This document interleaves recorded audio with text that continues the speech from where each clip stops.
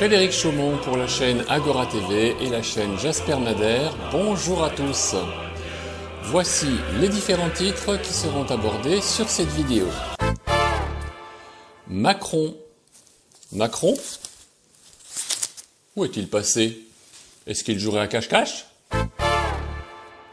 Les agriculteurs se lèvent. Ils ont décidé d'en découdre avec les oligarchies. Et la police, elle est dans quel camp? Les oppresseurs ou les oppressés? Macron est parti en Inde. Nous avions l'habitude de voir le jeune dictateur prendre le large dès que ça chauffe un peu trop en France.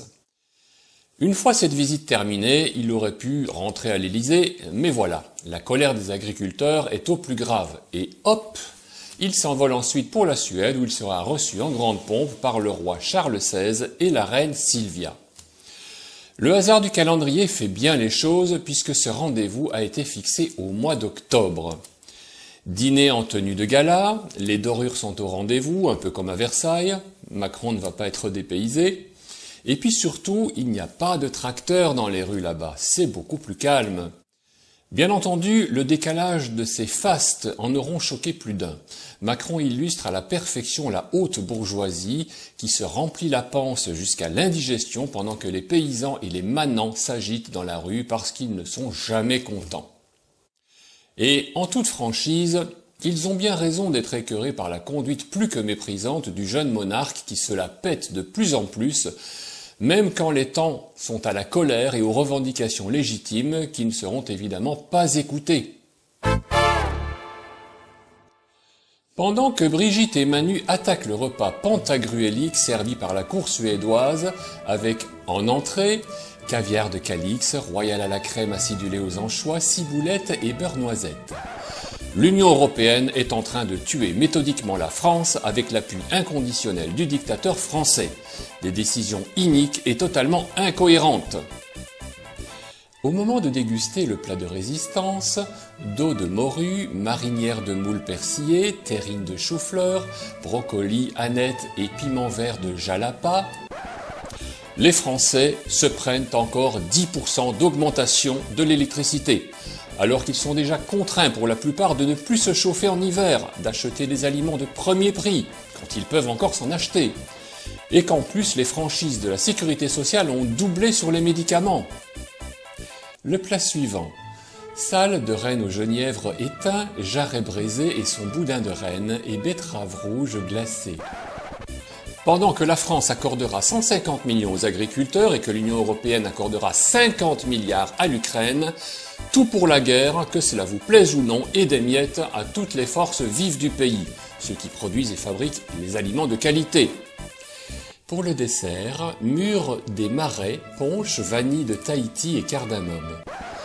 Pendant que des malheureux agriculteurs seront confinés dans des cellules en garde à vue pour avoir simplement voulu manifester contre le racket de l'État et des industriels et contre les injustices absolument insupportables. Sans parler de la nouvelle concurrence induite par les accords de libre-échange et l'importation des aliments toxiques en provenance des Mercosur et bien d'autres pays. Le roi Macron et tous ses complices vont donc s'employer à tuer la France de tous les côtés, et il fera tout pour accéder au plus vite à sa future investiture, celui de président des États-Unis d'Europe. J'ai bien dit investiture, pas élection. Là où Macron utilise sans cesse le mot démocratie, il a bien oublié que la France s'est prononcée contre l'adhésion à l'Union européenne en 2005, à laquelle le petit roitelet a juré son allégeance au mépris de tous les citoyens et surtout des électeurs. Je m'adresse à vous, Macron. Vous avez la mémoire très courte. Les Français ont dit non à l'Union européenne.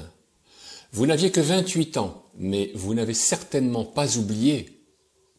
À chaque fois que vous obéissez à cette institution contre les intérêts de la France, vous trahissez tous les Français.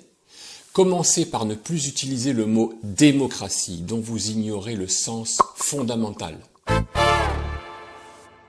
Ça fait du bien de dire les choses, mais nous ne pouvons rien espérer de tous ces gens-là. Je le rappelle, 150 millions pour les agriculteurs seulement, et 50 milliards pour la guerre. Pour une guerre qui n'est pas la nôtre, pour une guerre que le peuple ne veut absolument pas. Cette image très symbolique exprime parfaitement la honte de l'oligarchie macroniste qui réprime une fois de plus la population française. Les agriculteurs qui se lèvent héroïquement pour défendre la cause de la population contre la classe des riches n'est plus acceptable. Malheureusement, nous le savons, nous ne pouvons rien attendre de plus de la part de cette Macronie. Ce régime dictatorial a méthodiquement tué les hôpitaux, l'industrie, le commerce et la santé. Voici la seule image qui soit aujourd'hui acceptable. Bon, sans aller jusqu'à mettre le feu, évidemment. Ces bâtiments sont absolument superbes, l'Union européenne ne s'était rien refusé, mais les locaux pourraient servir des causes beaucoup plus nobles que celles de cette gigantesque escroquerie européenne. Il ne faut pas qu'on les oublie. Je voudrais rappeler une fois de plus que le dictateur a déjà permis ce genre d'horreur il y a plusieurs années.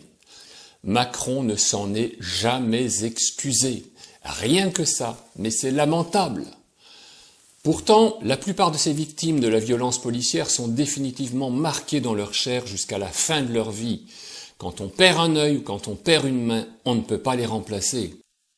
Emmanuel Macron, je m'adresse une nouvelle fois à vous, directement. Contemplez votre travail. Tout ça, c'est votre chef-d'œuvre. Ces images seront consignées dans les livres d'histoire, et il ne sera pas question de les en retirer. De toute façon, nous l'avons déjà dit et répété, si les paroles s'envolent, les écrits, les photos et les vidéos restent pour l'éternité. Aujourd'hui, vous êtes en train d'ajouter de l'horreur à l'horreur. Par rapport à l'escalade des manifestations agricoles, il est important que tout le monde prenne bien conscience que les paysans sont en train de nous ouvrir la voie vers la liberté. Plus que jamais, nous devons les soutenir et les accompagner. Je salue au passage le travail absolument remarquable de l'Alliance humaine. Antoine Cutita, Christophe Charret et bien sûr toute leur équipe qui font la navette pour aller ravitailler nos valeureux agriculteurs en leur apportant salades, des sandwichs et surtout du réconfort et le rappel moral sur une action qui ne doit pas toujours être facile. Bravo à vous les enfants, vous êtes géniaux. Sur sa page VK, Antoine nous indique comment vous pouvez le voir et que le rendez-vous aujourd'hui, le 3 février, aura lieu place Jacques Rueff. Voici un message qui vient juste de nous arriver. Hello la famille, alors petit message pour mon ami Frédéric Chaumont qui va passer ce message ce soir. Je repars à Paris, n'ayez pas peur, le mouvement n'est pas mort du tout, bien au contraire, c'est pas comme si c'était que en France, c'est dans toute l'Europe. Donc moi je retourne à Paris, je serai sur le Champ de Mars, donc samedi à 15 h avec les Patriotes, avec mon drapeau français, mon Punisher français, et j'ai vraiment hâte de vous voir là-bas, parce que nous sommes le peuple, nous sommes légion, nous sommes aux côtés des agriculteurs, des taxis, des artisans, de tous les corps de métier, parce que nous sommes le peuple.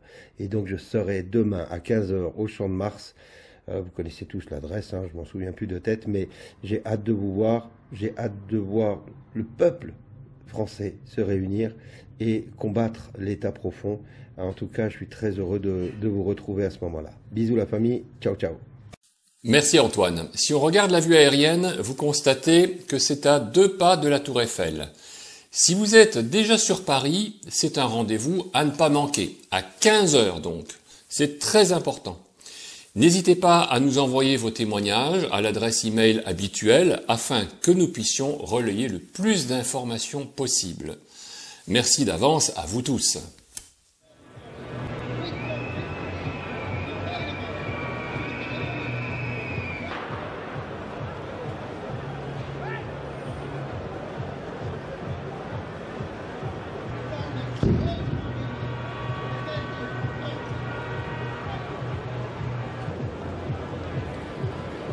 Pendant ce temps, à Bruxelles, ça chauffe évidemment aux alentours des bâtiments de l'Union européenne.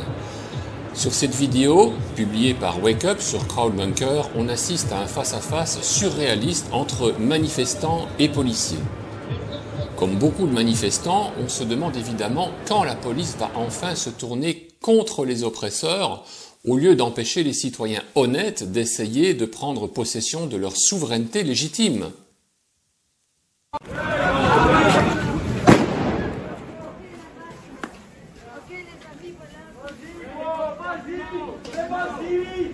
Quand tu manges, c'est notre viande que tu manges. Ah, tout le monde, tu manges notre viande. C'est pas prêt pour relever l'autre. Vous êtes tous en train de bouffer ce qu'on produit. Vous n'êtes pas gênés, non? Quand vous faites gré, on va pas contre vous, là. Il n'y a personne qui répondra. Je suppose. Qui est-ce qui veut répondre? On vient juste ici pour se faire entendre par les politiciens, pas contre vous, pour les politiciens. C'est tout. Et vous faites quoi? Vous êtes contre nous. Le magasin, vous payez plus d'emboucher, c'est pas grave.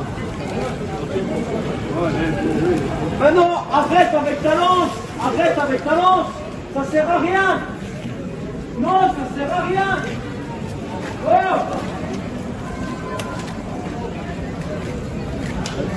Tous les jours, tu manges quelque chose qui vient de produire de nous.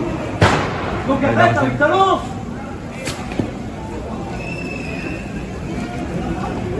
On se lève tous les deux dans une bulle ensemble, tous les deux, sans talent.